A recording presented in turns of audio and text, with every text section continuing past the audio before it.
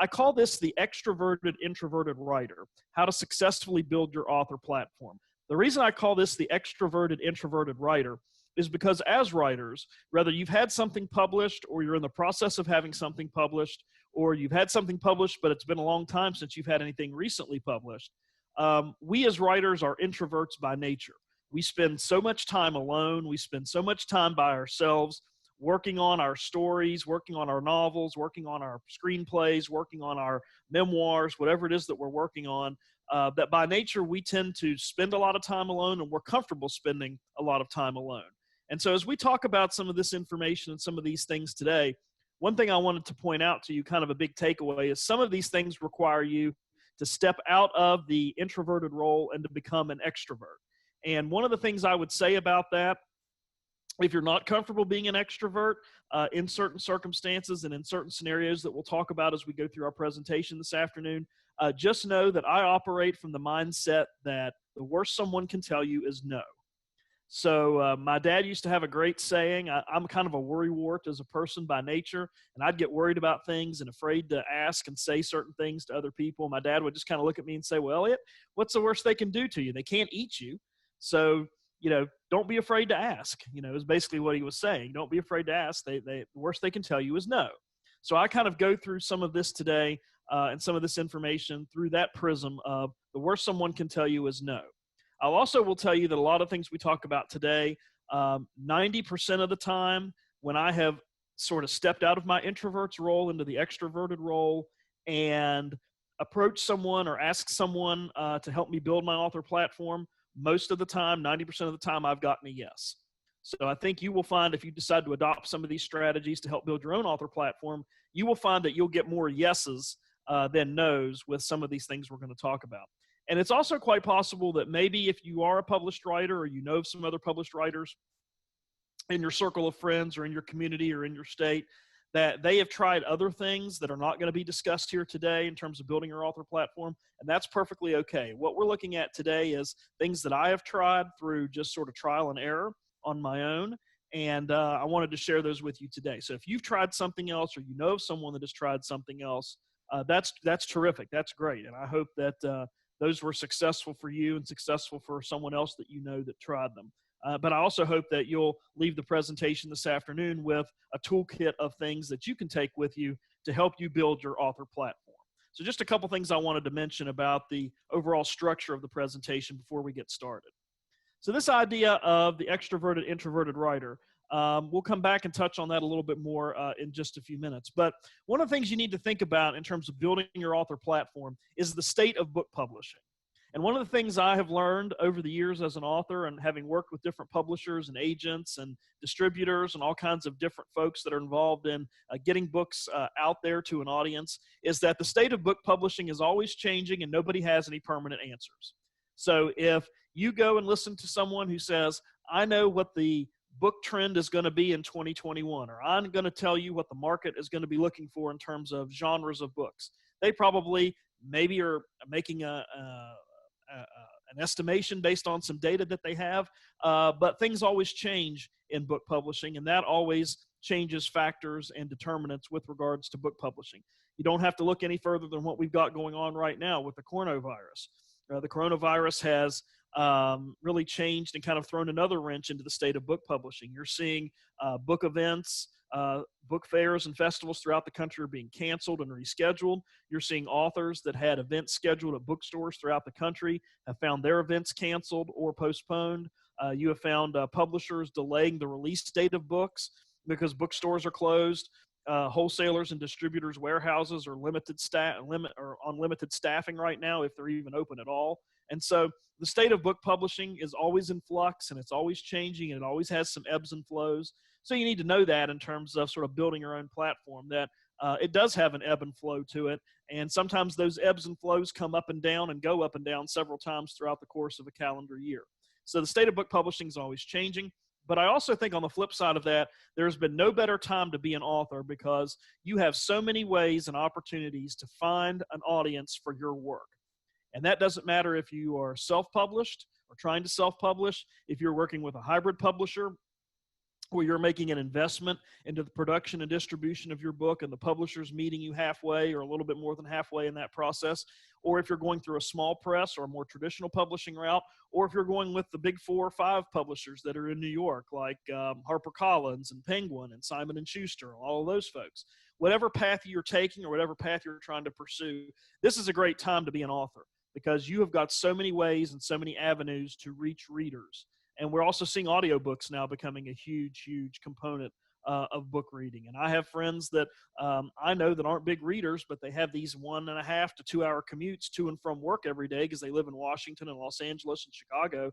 And that's how they read. They listen to audiobooks either on the subway or when they're driving or when they're taking some other kind of public transportation. So there's all kinds of different ways that an author can get their work out to an audience. And so there's never been a better time, I don't think, to be a writer than right now. And I think you've got that opportunity to get your work to an audience through so many different platforms.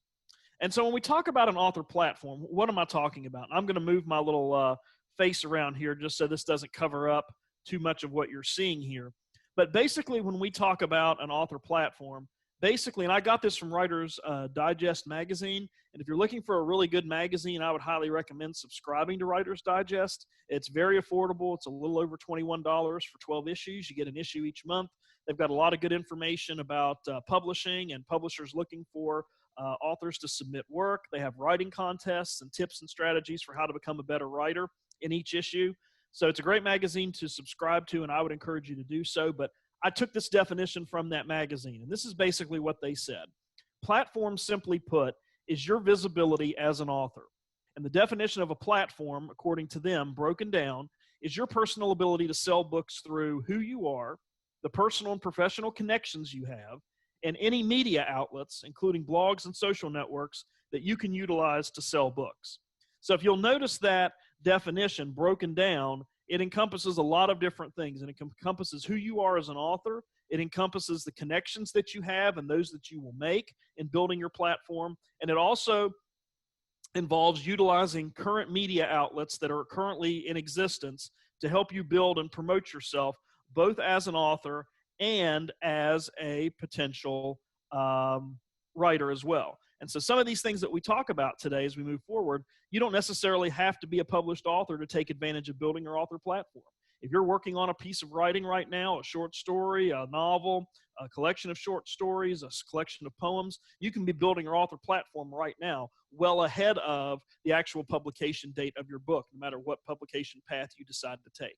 So just know that this idea of author platform is multifaceted and multi-layered. It's not just necessarily you, it's the connections that you make, the relationships you develop, but also utilizing some of the existing media platforms that are in place to help promote you and your work or your works. But one thing I would also say when we talk about the state of publishing is you need to know this about why author platform building is so important. And I got this from the Washington Post. The Washington Post did a study back in 2016 on the book publishing industry, and looking at the big 4 and 5 publishing houses in New York, the state of small press publishing in the country, how many people are self-publishing, how many people are using hybrid publishing as a model and as a resource and as a method of getting their work out there. They did this huge comprehensive study. And I couldn't find any more studies that comprehensive that had been done recently, although I will probably point out that here in the next year or two, once we get through this coronavirus situation, I imagine another newspaper is going to do kind of the post-coronavirus state of publishing and how things are going. So stay tuned for that. Probably there's another comprehensive study coming around the corner here in a little while. But the most recent data I was able to find is from 2016. And what the Washington Post reported is that in that year, over 640,000 books were published in 2016. And that includes self-published, traditionally published, small press published, hybrid published, audiobooks, all of that. So what does that basically mean for you as a writer or as you as someone who's trying to build their author platform? It basically means that in that year alone, there were 640,000 authors, 640,000 publishers who were trying to get their books noticed in a crowded media space and a crowded marketplace. So all of these people were trying to get someone to read their book, to pay attention to their book, to pay attention to them as a writer, to pay attention to their credentials and their expertise, and to actually engage with the particular work that had been published by said author or said publisher. So I would imagine if you did a study of that today, that 640,000 number would be much higher than it is today, because we have more and more opportunities now for people to get published, and places like Amazon and KDP and Barnes and Noble and other book publishers have made it a lot easier to get your work self-published if you want to go that route, and have made it easier and more user-friendly. So I would imagine that number has gone up. That just gives you some insight into how many books are published and just how crowded kind of this media space is, or this book publishing space is, and why building a platform is so important. Because you're not just competing against 1,000 other authors or 2,000 other authors. You're competing against hundreds of thousands of authors and hundreds of thousands of published books that are coming out in that same year in which your book has come out. So let's talk about some ways we can build our platform, kind of breaking down that definition into ourselves, the connections that we make, and then ultimately the media platforms that are currently in existence to help us build our platform and help us get our name out there and sell our books. Well, I think these are the must-have platform resources. I think if you're going to build an author platform, you got to have these things. These things are certainly not without their drawbacks, but you have to have these things in place, especially if you are going to try to get your book published traditionally, either through one of the big 5 publishers in New York, you're going to go through a literary agent, or you're going to go through hybrid publishing or small press publishing. I can tell you, having worked with several different publishers in my career, one of the first things they're going to do when you query them or you approach them or you let them know that you have a completed manuscript, and they start thinking about, are we going to take you on and publish your work? Are we going to accept you into our publishing house family as a prospective author? One of the first things they're going to do is check to see if you've got these platform resources already in place. And if you don't, you're probably going to get passed over. Not guaranteed you'll get passed over, but there's a pretty good chance you will be. So one of those platforms is Facebook. And I know Facebook has its problems and it has its issues. I know that I've had some friends who are authors who have disabled their Facebook profiles because they got involved in a heated exchange with someone on Facebook over a political issue or a religious issue or something controversial. If you find yourself in that circumstance, don't cut off your nose to spite your face. Don't get rid of your Facebook page just because you got into a tiff with someone over something as highly charged and as opinionated as something political or religious. Facebook has made 2 really great buttons on their homepage that allow you to get around that problem. One is the unfollow button, one is the unfriend button. So if you find yourself in one of those arguments, just click unfollow or just click unfriend and move on. Don't sacrifice the opportunity to connect with an audience because you've had a negative experience engaging with someone. I would even recommend that you have 2 Facebook pages. Facebook allows you to create more than one page for free. I would have a personal Facebook page, then I would have an author Facebook page. And I would have your author Facebook page predominantly have information dealing with your publications, dealing with your works, dealing with updates about where you are on a project. If you don't have anything published yet, maybe you're a third of the way through the novel in progress. On your Facebook author page, put some information out there. Hey, it's April the 8th. I'm now 4 months into my novel in progress. I just passed the 30,000 word mark. I'm really excited. I feel like my story's got some great momentum, and I hope to have 6,000 more words finished by the end of the month, something like that. Make that kind of a hub or a central location for everything writing related as it pertains to you. If you go to book festivals, if you have speaking engagements, all of that can go on your author page, and that can keep you from having sort of the overlap where your author information and your author life kind of dovetails back in or gets intertwined with your personal Facebook page. But you have to have Facebook one way or the other. If you decide to just keep it all on one page, you need to have Facebook, because that's a great way to engage readers, to share information about your books and about what's going on with you. Plus, it's free, and we always like free with Facebook.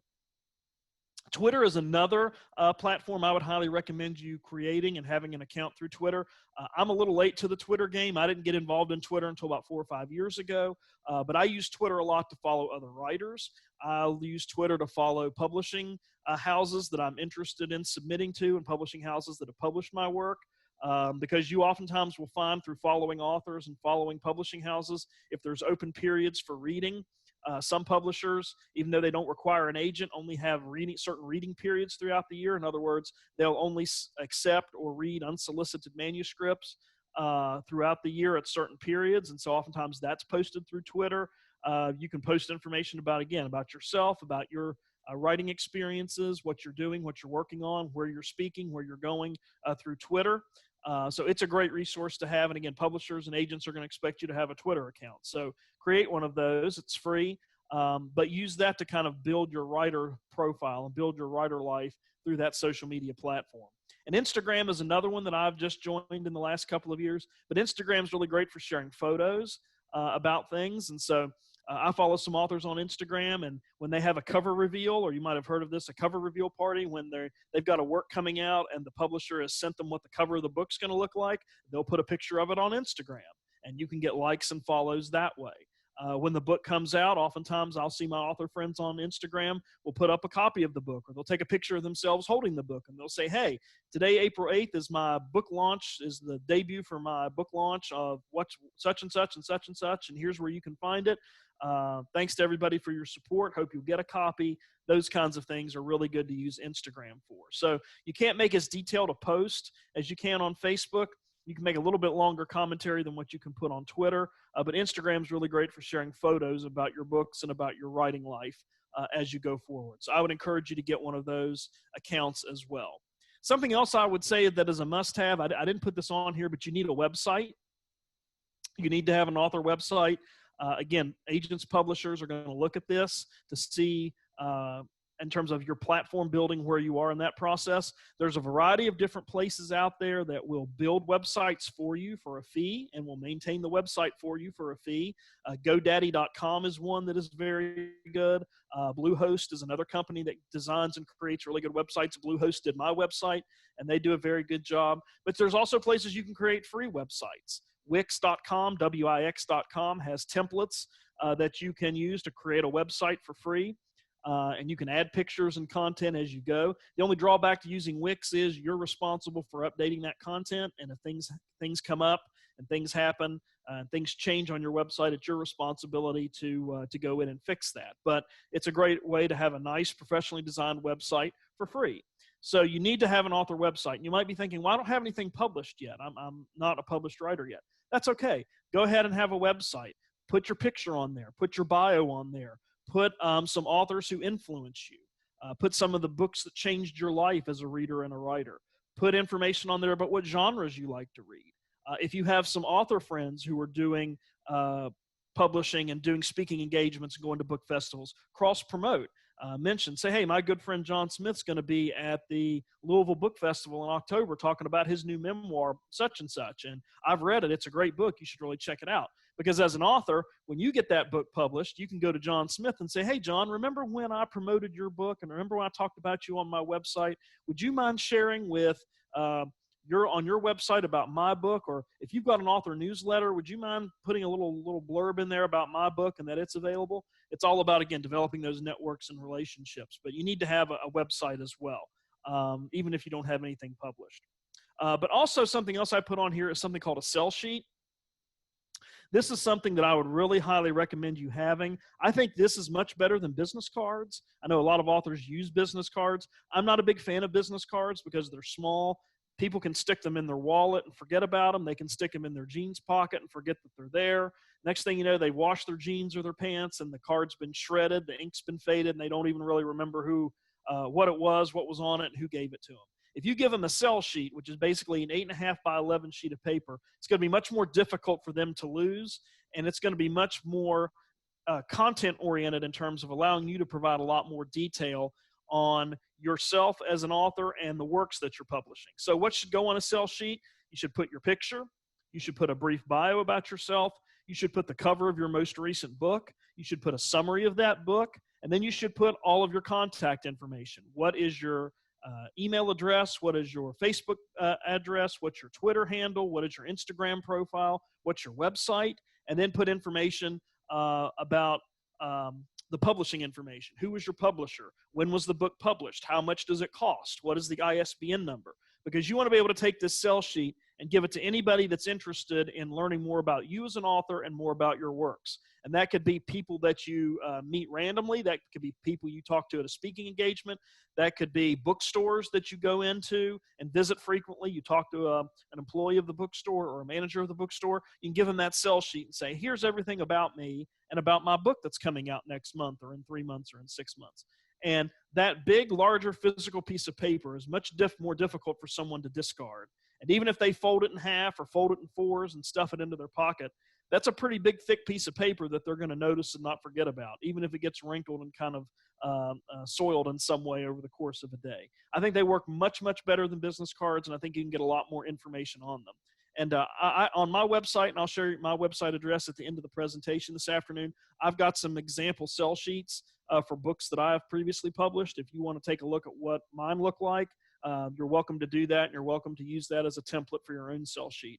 But I think you'll find sell sheets are really great resources to help build your platform and help get your name out there. And they're much more difficult for people to discard and get rid of than a business card.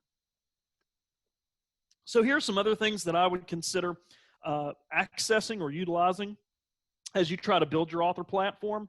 One of those is a website called BookBuzz. And I put the link to the website right there. And I apologize, when I was creating this PowerPoint presentation, I love this red and black template. But I also realized that this red and black template puts everything in all caps. And so I'm not exactly shouting at you with this information. And I know I've violated a netiquette policy here by typing everything in all caps. So I'm not really shouting this information at you. But I just like how the red and black serves as a contrast here. So my apologies if it looks like I'm shouting at you with some of this information. But bookbuzz.net, and that's the link there, bookbuzzr.net. There's actually two BookBuzz links out here, but you want to go to the bookbuzzr.net, is a resource that provides a newsletter every month to subscribers with free places and free ways that you can build your platform as an author. They also have some paid services that you can access if you're interested, but they have a lot of free resources that I've taken advantage of. It comes to your email once a month. They do not spam your email. They don't sell your email address to other people. But they provide a lot of really great places and ways for you to build your platform. So, for example, typically what they have in their monthly newsletter is blogs and websites where people are looking to interview authors and profile books. And they'll give you the links and they'll give you the contact information. So Jane's Book Club website is looking to interview authors for her book blog or her book website where she's got 3,000 followers. You can contact Jane and find out, how do I get interviewed? And she'll do the interview with you, put it up on her website, and that's a way that you can build the platform. And Jane has given BookBuzz permission to put her information in their newsletter. So when you reach out and contact Jane, she's not going to be like, well, why are you contacting me? Or what's all this about? You know, she's going to know what this is about. I have been able to have my books displayed at the Virginia Book Festival, at the Massachusetts Book Festival, at the Delaware Book Festival, that is run by the library associations in those states. Whether you realize this or not, most library associations have a state organization. They have an annual conference every year, and librarians sort of kind of go through the exhibit hall and look for books to adopt into their public libraries. Well, BookBuzz allows you, through their newsletter service, to have your book displayed at those events for free. And basically, the only thing that you do is pay to have a copy of the book sent to the contact person, whoever's in charge of the event. They will take the orders. They will get all the contact information. They send it back to you. And then either you and or your publisher, depending on how you have it worked out, will take over the responsibility of fulfilling those orders. I can't tell you how many dozens and dozens and dozens of books I've sold over the years going to those book festivals. And I don't have to go physically. The Library Association handles the responsibility for displaying those books and getting the contact information for orders. So that's just another service that BookBuzz provides if you're a subscriber to their newsletter. And then they have all kinds of free books on that they provide for download each month that deal with issues like developing characters, developing better setting, developing conflict between characters, and a host of other issues that we often wonder about and often are trying to do well as writers. A great newsletter. Highly encourage you to subscribe to it. So many great resources that are free to help you build your platform and sell your works. There's another great website I would recommend. It's called Authors Publish Magazine, and the website there is authorspublish.com. They send a newsletter to you weekly to your email. They do not spam you. like BookBuzz does not spam you. But basically what Authors Publish does is they put information into this newsletter, and they go out and look for literary journals and magazines that have open calls for submissions. So if you have a poem, 2 or 3 poems, a short story that you're trying to find a home for, Authors Publish magazine will list each week the literary journals that are looking for submissions and kind of what genres they're looking for. And they provide you all the contact information. They provide you the link to the website, or they'll give you written instructions on how to submit. They also do the same for book publishers. Each week in their newsletter, they profile a book publisher who is looking for submissions from authors. Now, sometimes it's genre specific. So one week it might be just for people who are writing horror books. It might be, the next week it might be for people who have romance works that are completed. It might be a mystery thriller the next week. But anyway, however it is, or whatever the genre breakdown is, they give you all the contact information. And they'll even tell you their experience dealing with that publisher. They give you a brief description. They'll talk about the book covers. They'll talk about what they think about how the book covers are done. They'll talk about the response rate that publisher has in dealing with authors. They give you a complete breakdown so that you know if this might be a publisher that's good for you. And again, this is free. This all comes to your email every single week, and it's a tremendous resource. I've had a number of short stories published in literary journals over the years through finding the contact information through Authors Publish. And the great thing they do every year, this just came out, it's the 2020, they call it the 2020 Guide to Book Marketing, or excuse me, Guide to Book Publishing. And they have, every year, they do 150 book publishers who are looking for submissions right now that do not require an agent. And they break it down by genre. So they put all the romance authors in one section of the report, mystery thriller all in one section, sci-fi, fantasy in one section, and they give you a breakdown of who that publisher is, what they're looking for, and how to contact them. Again, that's free. They do it every year. And I can't tell you how many friends of mine have been able to find publishers through that publication. If you would like a copy of that, contact me after the presentation this afternoon, and I can share that link with you so that you can download a copy of that guide. It just came out literally 2 or 3 weeks ago. So it comes out usually about this time every year, usually late March, early April is when it comes out. Great resource, great resource. So Authors Publish is a newsletter you need to subscribe to. It comes to your inbox each week. Newpages.com is also a website that has information similar to what Authors Publish magazine and what BookBuzz features. But one of the things I like about newpages.com is they have a list of all the independent bookstores organized by state. So, for example, I just moved to Mississippi a year ago. I teach at Ole Miss. I teach English at Ole Miss. So New Pages was great for me as a writer and an author because it gave me information about what bookstores were located in Mississippi, where were they located, and on newpages.com, they put all the contact information. They put the website link. They put their Facebook page information. If they have a Twitter feed, they put that there under the description of the bookstore. So I was able to get in contact with a lot of bookstores down here and let them know, hey, I'm now a native Mississippian. I'm an author. I write mystery and thrillers novels, and I'd be interested in coming to your store to do a book signing or to do a reading or a speaking engagement or something like that. So that's one of the great resources I like New Pages for, is they keep that up to date pretty well. They update it about every 7 or 8 months. They will go through and kind of update all that information. So check out New Pages. They also have contests and information about MFA programs if you're interested in that or wanting to think about pursuing that. Excuse me, all that information is there at New Pages. Lastly, I would say and encourage you to go to a writing conference. Most states, in fact, I think every state that I have looked up, and I did this a couple of years ago on my own, every state has a writing association. So in Mississippi, for example, we have an organization called the Mississippi Writers Guild, which is a statewide organization that is in existence to promote writers, both current and past writers of Mississippi heritage and Mississippi life. So, for example, William Faulkner is a huge author that always gets promoted by the Mississippi Writers Guild because he may be one of the most famous classical writers to hail from Mississippi. We've got some other good ones, too. Have you heard of John Grisham? John Grisham is from Oxford, Mississippi, where I live now. Ace Adkins, if you've read any of Ace Adkins' work. He's also a native of Mississippi, down around the Jackson area, about 2 hours south of where I am. So these kinds of organizations promote those kinds of writers, but they promote writers who are looking to become published authors and are looking to become better writers in their own right through a variety of different conferences and events that are organized every year. So I would encourage you to look up that information, find out where or what organization is affiliated with your particular state. When I lived in West Virginia, our organization was called the West Virginia Writers Incorporated Organization. Again, they serve some of the very same purposes that the Mississippi Writers Guild does, except they profile and focus, more on West Virginia authors. But join that organization. Stay in contact with what they're doing. Most of those organizations have a conference every year.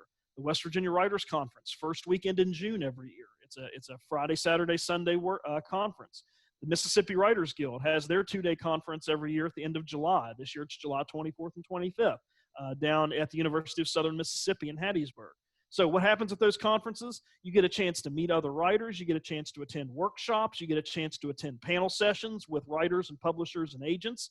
You sometimes get a chance to pitch your work to an agent to find out if they'd be interested in representing you. And also just walk away with a toolkit of tips and strategies that can make you a better writer. So join that organization, go to that writing conference, and I would also encourage you to go to one big national conference every year. So save up some of your vacation money or your vacation time and go to one of these big national conferences. I've been to Thriller Fest in New York City, which is the big international organization for mystery and thriller authors. I've been to the Killer Nashville Book Festival, which is an international book festival in Nashville. I've been there. I've been to Left Coast Crime, which is always held in San Francisco every year. Although it's been moved, it's getting ready to be moved to some other places as well. But it's a great organization. And just like those state writing conferences, you have a chance to go to workshops, go to panel sessions, meet authors, but on a much larger scale. I've had a chance to meet John Grisham at those international writing conferences. Those national and international writing conferences. I've had a chance to meet Ace Adkins. I've had a chance to meet C.J. Box. I've had a chance to meet Janet Ivanovich. I've had a chance to meet some of the really big names in mystery and thriller writing by attending these conferences and getting to hear them talk about writing, and in some cases attend one of their workshops. Plus you get a chance to pitch agents and publishers that do attend as well. So these are all great ways that you can build your platform as a writer, make connections with other writers, take those sell sheets with you when you go to those writing conferences. Even if you don't have a published work, take 50, 60, 70 copies, give them to everybody that you talk to, give them to every publisher you see, give them to every agent you talk to.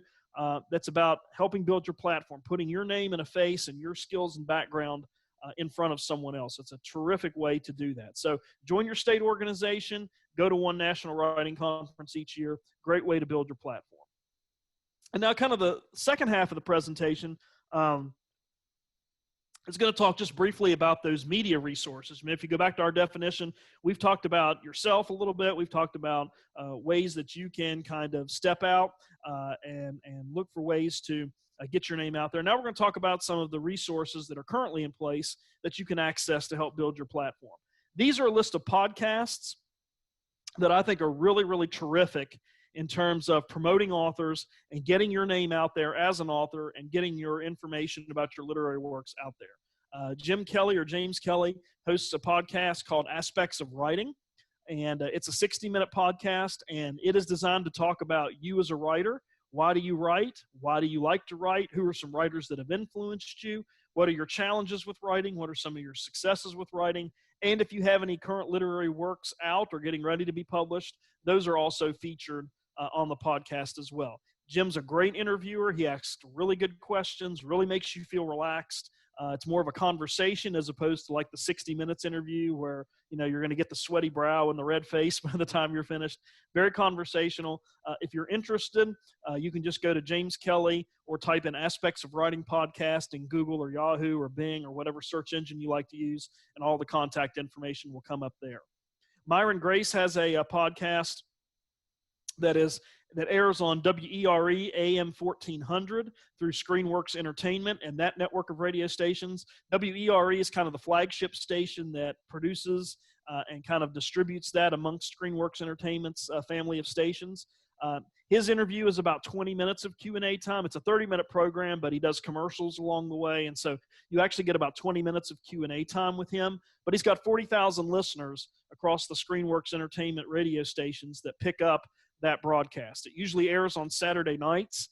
And so you'll record it sometime during the week, and then that will air at some point on Saturday night.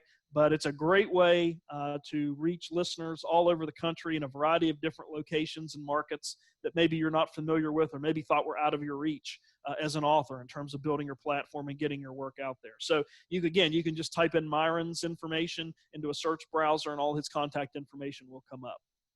A couple other writer podcasts that I think are really good. The Writer's Block with Jim Christina airs on LA Talk Radio.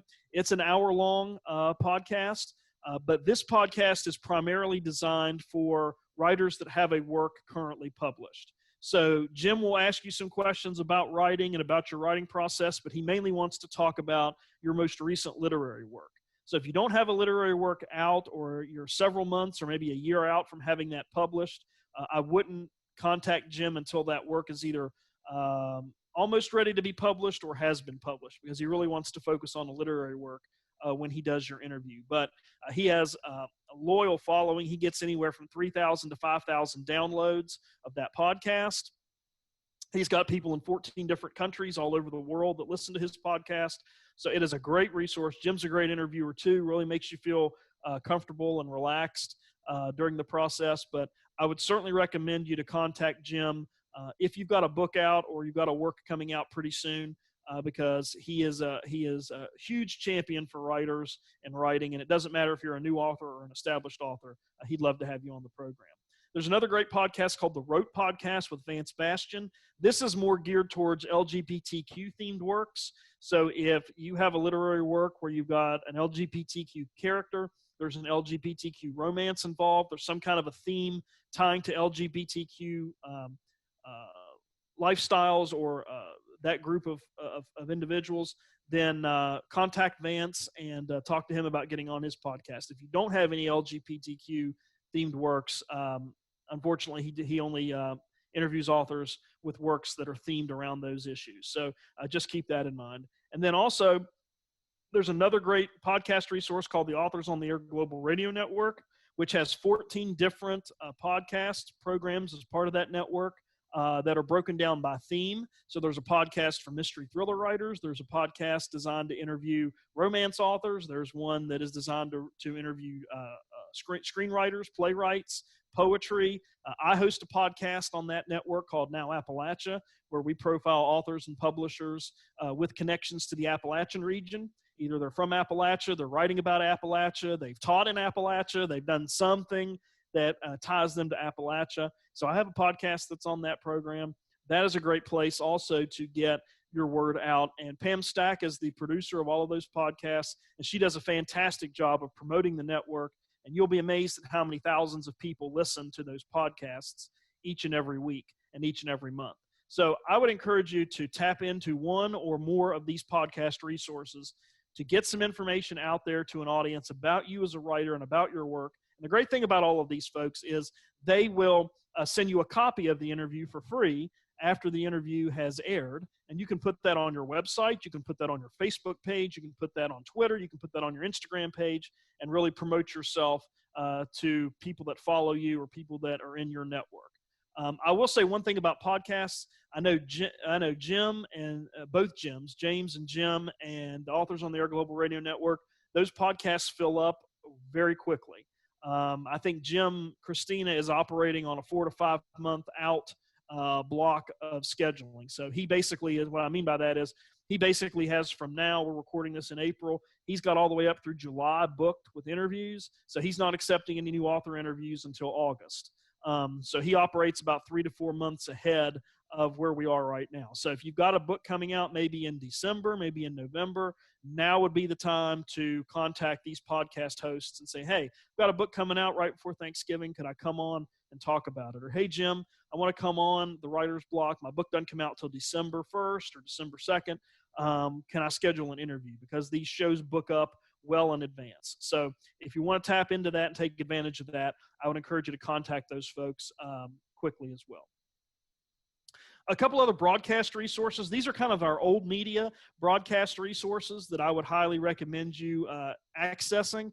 I didn't put a whole lot of detail on here because some of these vary depending on where you live, and you have a better idea of your television station, your radio station that's in your community better than I do.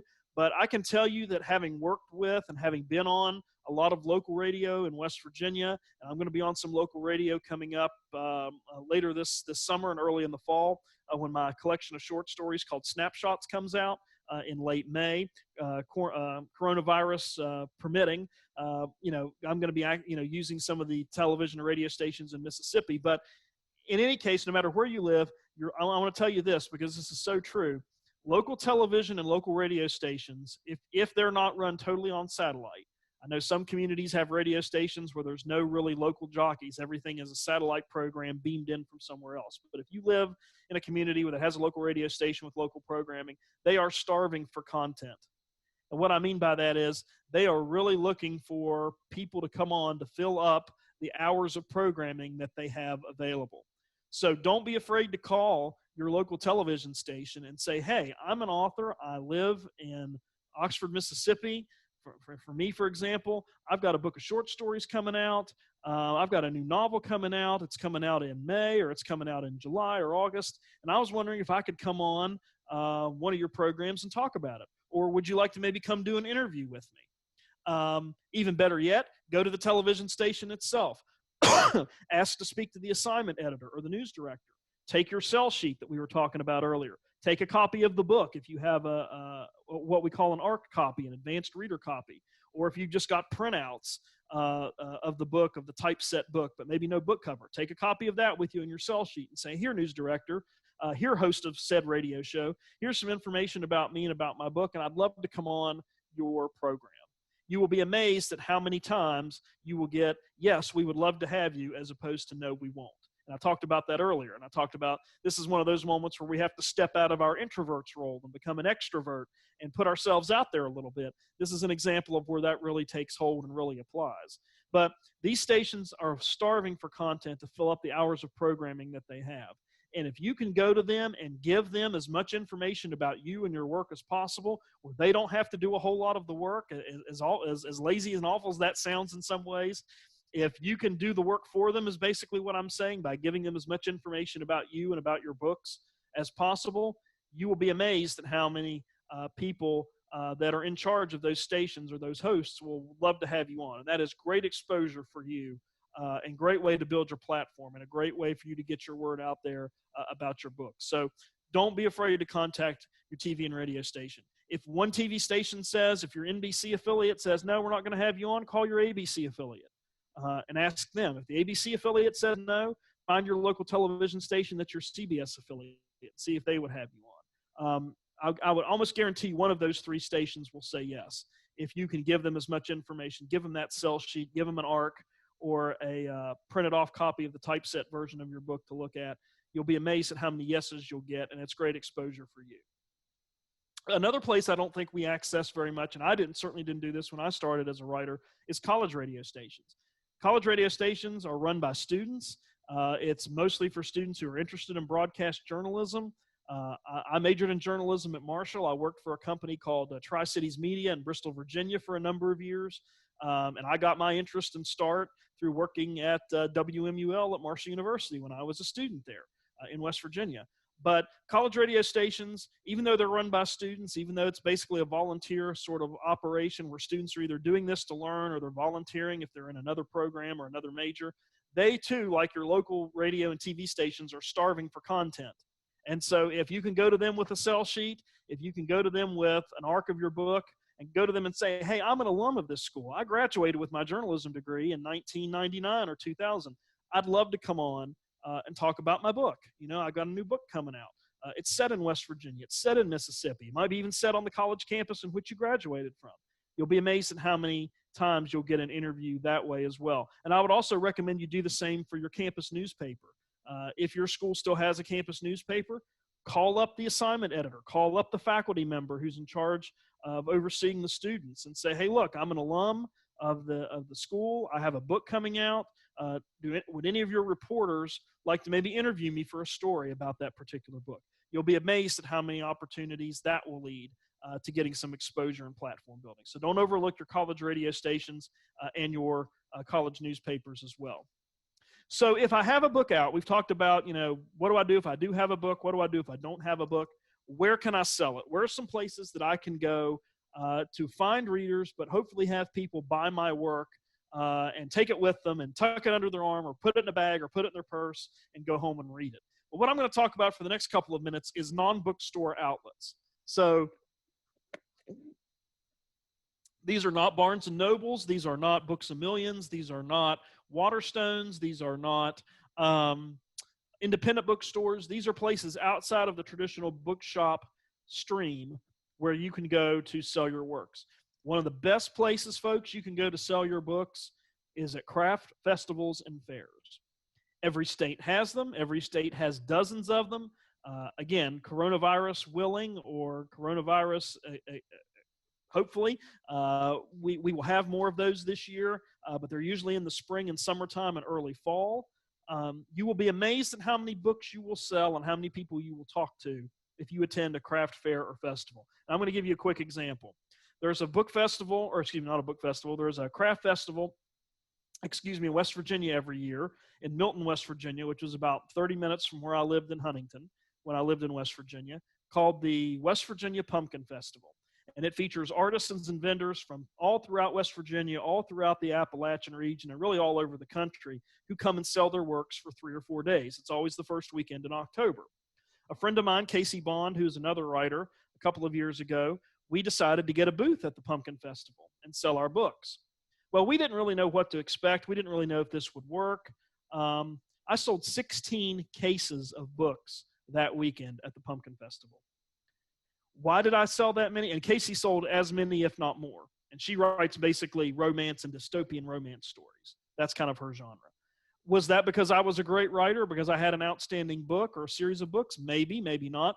But what we found out was we sold books so well there because we were the only authors that had a booth at that festival. So there were 3 or 4 people selling fudge. There were 3 or 4 people selling those yard signs that you put in your front yard. 3 or 4 people were selling, handmade scarves and all of that. We were the only 2 people there selling books as authors. So even if we didn't sell books directly, we talked to people the entire time. We gave away every sell sheet we had. Casey had business cards and bookmarks. She gave every single one of hers away. We had a nonstop discussion of book selling and discussion that entire weekend. Excuse me. So I would encourage you to look at craft festivals and fairs, particularly if you can be one of the only people that is an author selling books at that festival, because you're going to get people to come up to your booth and talk to you. Even if they're not interested in your book, they're going to talk to you about your writing process, who you like to read. You can engage them in a conversation of who do they like to read. But you will be amazed at how much contact you will get and how many books you will sell at these craft festivals and fairs. So please don't overlook those as opportunities to market yourself, build your platform, and sell your works. I would also look for galleries and gift shops that are in your community or in your state. And if you can find one that's connected to a theme of your work, I would certainly encourage you to access that. I had a friend of mine who lived in Virginia, lives in Virginia now. She self-published a book a couple of years ago. It was sort of a cozy mystery where the murder occurred in a beauty shop. So what she did is she lived in Roanoke, Virginia, or lives in Roanoke, Virginia now. She went to all the beauty shops in Roanoke, Virginia, and asked, hey, could I sell my book, which is set in a beauty shop, in your store? And she was able to work out arrangements, and I don't know what she did now or how she set it up, but she was able to work it out with the beauty shop owners of all those businesses. She bought some stands that you can get at Michael's or at Walmart, had her books there. The managers and the workers there took care of paying, collecting the money, and they came up with some kind of arrangement for payment. But that was a way that she found a place outside of a bookstore to sell her works, and it was connected to a theme that she had in her work, which was there was a murder committed in a beauty shop. And so that's going to appeal to people who go to beauty shops. So those are ways that you can also find ways to sell your works and build your author platform. She also took some business cards and sell sheets and left them at those beauty parlors. So even if somebody didn't necessarily want to book that particular day, they were able to pick up sell sheets and learn more about her work and more about her as an author. I've had people that have done book signings and speaking engagements in art galleries. I know friends that have had their books for sale in art galleries. They've made friendships and relationships with art gallery owners who sell paintings that are looking for other product to bring people into the store. You'd be surprised how many art gallery owners will say, yeah, you know, I'll take 4 or 5 copies of your book and we'll sell them and see how they go.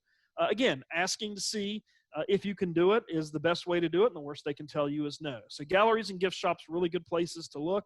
Airport gift shops also are really good places to look. I've been in the situation most of my life where I've lived in communities with very small airports. So I'm able to actually go into an airport gift shop and talk to the retail manager and get that set up. If you live in a community where you have an international airport, or you have an airport where there's multiple gift shops, like W.H. Smith and some others that are already in place, you may not get to talk to the decision-making person or the buyer at that particular gift shop, but it's worth going in there and talking to the manager of that particular gift shop at that airport and say, hey, I'd be interested, you know, I'm from here, I'd be interested in finding out, how do I get my book carried in this gift shop? And get the contact information and find out if you can do that. If you live in a community that has smaller airports, a smaller airport or limited air service, but it does have a gift shop, oftentimes you can go in and talk to that buyer and that manager directly. And I've sold a number of books through airport gift shops in West Virginia. State parks are also wonderful places to sell your works and wonderful places to sell books. Most state parks have a gift shop, and most of those gift shops want to feature artisan work by native authors or native artisans from that state. Now, one thing I will caution you about state parks and travel plazas and welcome centers, which I'll talk about in just a second, every state has different rules for how this has to be handled. For example, when I lived in West Virginia, I had to register as a vendor, as a business vendor with the state of West Virginia through the Department of Commerce. That registration gave me a vendor number, and that was the vendor number that the managers at the state park gift shops used in order to order my books and to get me paid for those books. And you can understand why that is. Otherwise, those managers would have 35 or 40 different authors and publishers to deal with. So the only way that that really works in West Virginia, if you want to get them in state parks, your books in state park gift shops, is to become a vendor. Every state's different. So you might want to check with a manager at one of those state park gift shops to find out more information about that. Or you may want to just contact your state Department of Commerce and find out how the vendor process works, or how can you sell your goods in a store or in a state park, and they should be able to give you that information. Also, travel plazas and welcome centers, really, really great places to sell works. Most states, when you cross the state line on the highway, the very first rest area that you run into is usually a welcome center. And that has brochures and information about the state, about the community, about the region in which travelers are passing through. And those are great places to set up and sell books. Or if the Welcome Center is willing to let you leave some of your sell sheets in their literature rack, that's a great way to get information about yourself and build your platform as a writer. Travel plazas are the same way. Travel plazas are places where people can stop and get gas and ice cream and go to the bathroom. A lot of states have those on their interstate highway system. You can contact the manager of that travel plaza, see if you can set up a table and sell books, or pass out information about yourself over a weekend. Now's the time, again, coronavirus willing, is the time of year to start setting that up. The thing I like about travel plazas and welcome centers and state parks and airport gift shops as ways to build your platform and sell books, most of the time you are selling to people who do not live in that state.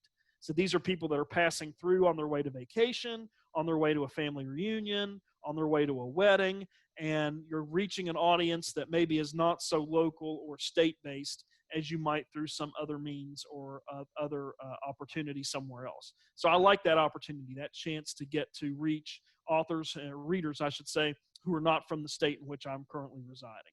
So those are some places outside of the main bookstore stream where you can sell your works. Just a couple of other places. I know we're kind of running short on time here, so I won't go into a whole lot of detail. Newspapers, again, these are kind of some of the older media, more traditional media. Newspapers are starving for content. Newspapers, unfortunately, have suffered a lot of cutbacks over the years as more people are reading everything digitally and not getting a printed newspaper anymore. That said, it's still a great way to reach an audience. And if you can provide them with a press release or a sell sheet about yourself and a copy of your book, and give them that information, just like with the radio station or the TV station in your community. Make it as easy for them as possible. Do as much of the work for them as possible ahead of time. You'll be amazed at how many times you'll get something mentioned in the newspaper, in your local newspaper, about you as an author or about your work that has come out. I always encourage folks, go right to the newspaper office themselves. Newspaper reporters are busy, especially in these days and times. You've got reporters that are responsible for 3 or 4 beats. You know, they're covering government, and they're covering the Board of Education, and then they're having to go cover high school football and basketball games in the evenings. So they're stretched thin. If you call and leave messages and emails, sometimes those don't get returned. But go down to the newspaper office, meet with the reporter themselves, meet with the copy editor, meet with the assignment editor, and say, hey, look, I'll be interested in having a story done. Here's my information. What are the next steps? You'll be amazed again how many times you're told, yeah, we'd love to do a story on you. Alumni newsletters, another great place I think as authors we often don't access in terms of ways to build our platform and to get information out about our works. I graduated from Marsh University, Eastern Kentucky University, and Murray State University. All 3 of those universities have newsletters associated with the college. And so oftentimes in those newsletters, there's a space in the back of the newsletter where you can put information about, they call it alumni updates or different things, but you can put information about what you've been up to since you graduated from XYZ University or college. And that's where you can list, you know, I've got a new book coming out. It's released in such and such date by such and such publisher. Oftentimes those newsletters will even let you put where to contact you, or where they can get copies of their book or where they can get copies of your book through that platform. So contact your alumni newsletter and see if they would put some information in there. Contact the reporters and the people that put the newsletter together. They might just actually do a feature story on you for their alumni newsletter. They are looking for and starving for content, and they want to know what their alumni have been up to. And oftentimes, people that are writing books or becoming authors are really, really interesting to a lot of the alumni base. So contact those alumni newsletters. If you live in a community that has a magazine about life and culture in your region or state, reach out to them and contact them about doing a story. We have a magazine here in Mississippi called Mississippi Life, which is all about life and culture living in the state of Mississippi. That's a great place to contact and say, hey, would you be interested in mentioning something about my book, or maybe doing a feature story on me for your magazine? Again, the worst they can tell you is no, but 90% of the time they're going to tell you, yeah, we could put something in there about your book. You know, here's what we need. So reach out to that. Also send a sell sheet or send information to your college or university communications office. They want to know what their alumni have been up to. They want to know what's been going on. And sometimes those people at those communications offices have direct connections to the newspapers, radio stations, TV stations in your community or in that community. And oftentimes they will take and they will do a press release, send it to those folks, or they'll take your sell sheet and do a press release, send it to all of those contacts, and voila, then next thing you know, you've got information mentioned in all 3 of those different platforms and those different media outlets just by submitting that information to the communications office at your college or university. So don't be afraid to reach out to those folks. And I mentioned already the school newspapers. Those are great places as well. Well, I did a little bit better this time than I did yesterday. Got it in at just at 61 minutes, but I just wanted to give you some contact information. If you would like to reach out to me to talk more about this, or if you want to look at some sell sheets that I've done for previous books, a lot of that information is on my website, which I've put here. It's eliotparker.com. I also have a contact form. If, you know, a week from now or 2 weeks from now you're thinking about this, or you have a question or want to talk more, you can contact me through my contact form on the website, and I'll get right back in touch with you.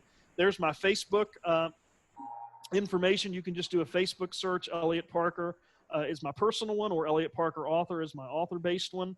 My Instagram page is eliot.parker. My Twitter handle is E4419. So I'm happy to talk more or to share any resources, or if you just want to strategize on a way that you're trying to think about, or you've got some ideas and a plan for how to build your platform or get word out there about your works, and you want to bounce some ideas off of me, I'd be happy to talk with you.